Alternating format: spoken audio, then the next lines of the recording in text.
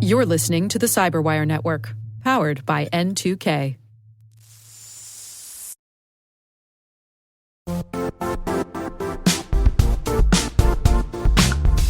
Now, a word from our sponsor, the Johns Hopkins University Information Security Institute, currently seeking qualified applicants for its innovative Master of Science in Security Informatics degree program. Study alongside world-class interdisciplinary experts and gain unparalleled educational, research, and professional experience in information security and assurance.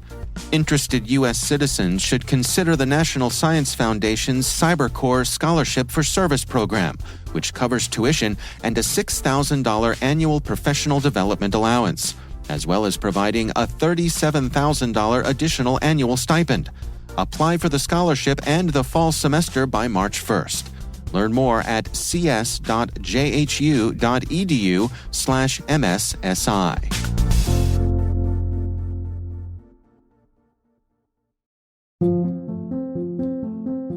Hi, this is Merritt Baer, and I am Field CISO at Lacework.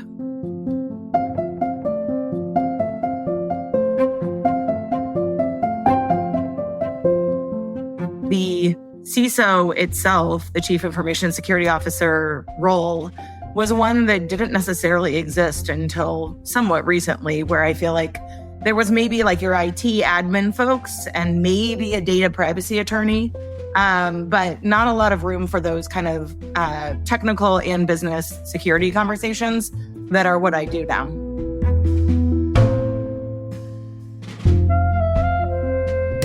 I had always been someone who would pick up a book about the CIA or something. I don't understand how everyone doesn't think security is fascinating. So it was kind of a indulgent side of what I liked to learn about. And then I went off to Harvard, and, there were just these issues that seemed to be coming for us. And I felt like we weren't very well prepared to answer them, and that they were already staring us in the face in terms of, private companies sort of burgeoning into like more and more immediate and intimate interactions with us. And then what is the role of government, and what is the role of that citizen or consumer in sort of mediating those relationships? And security was just such a primary element of what we needed to think about. And I mean that literally, like how we're going to protect account access, but also, as the construction of what we think about when we want to experience the world in a safe way.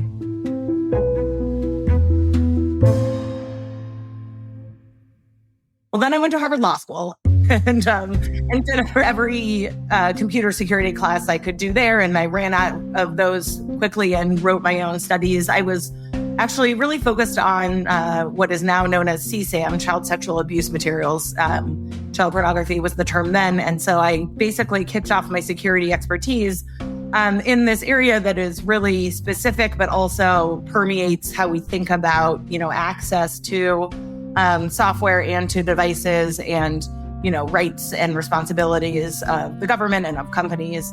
So that was something that led me into my next, my first job, which was clerking for the military's Supreme Court, which is called the U.S. Court of Appeals for the Armed Forces.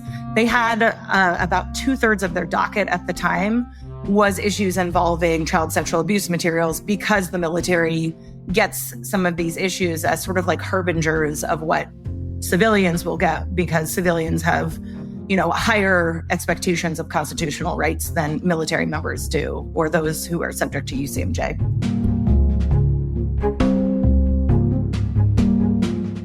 So I went from that into working for U.S. government in all three branches, doing security work, and then went to AWS 5.5 years ago. And today is my first day in a new role, which is as Laceworks Field CISO. So I can't tell you what a lot of days have looked like so far, but I can tell you what I think I'll be doing.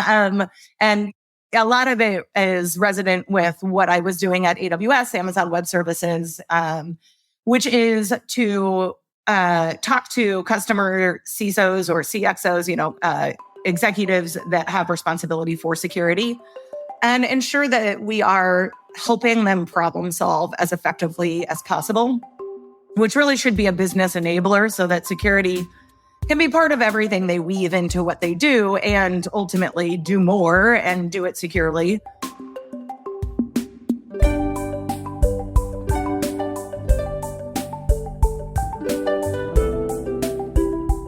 So my personal philosophy is that no one has to go down for you to go up. I'm always encouraging my colleagues and other executives to be thinking about how we can, steel sharpens steel, how we can be good for each other, how we can collaborate, how we can create more strengths in one another. And I think that in general is just an approach that is especially conscious of the fact that this field is so relationship driven. And so it's important that when we get in the room, we don't waste each other's time with competing, with petty, small, sort of self-serving conversations, because what we want to do is elevate the entire state of play, right? And we need to be doing that through conversations that build trust. And although lots of companies say that they are not super hierarchical, I have found that many are. And so I think that that's, you deal with the landscape that you're in, but I think that it is an important attribute of places that they have a seat at the table for folks to contribute in whatever way that those folks are best contributors, that folks feel like they are seen, that they have the opportunity to develop themselves, and that they then contribute to the company bottom line or the policy bottom line in other cases. And I think that that's, the goal is always to see folks flourish.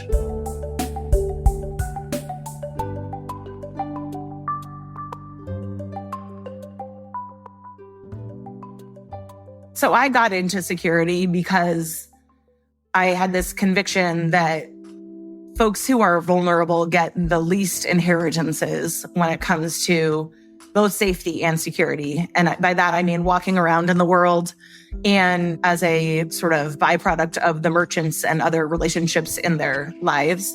Women are likely to be murdered by a romantic partner, and so on. And so it goes from the very literal to the more notional, if you have a fancy credit card, then you're probably insulated from identity theft debt in ways that folks who are not, using those kinds of luxuries don't have.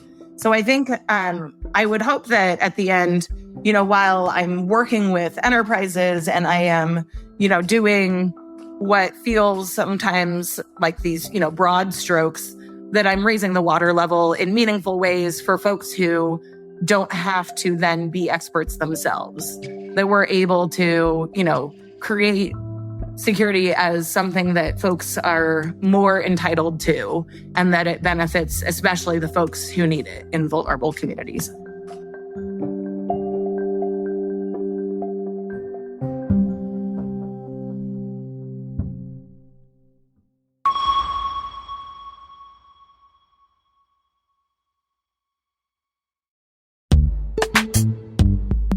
This episode is brought to you by Palo Alto Networks, the leader in cybersecurity.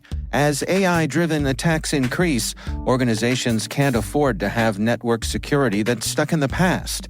Discover how Palo Alto Networks can help you predict what's coming and proactively secure against it with a zero-trust, AI-powered network security platform built to secure whatever, whenever, wherever. To learn more, visit paloaltonetworks.com/network security platform.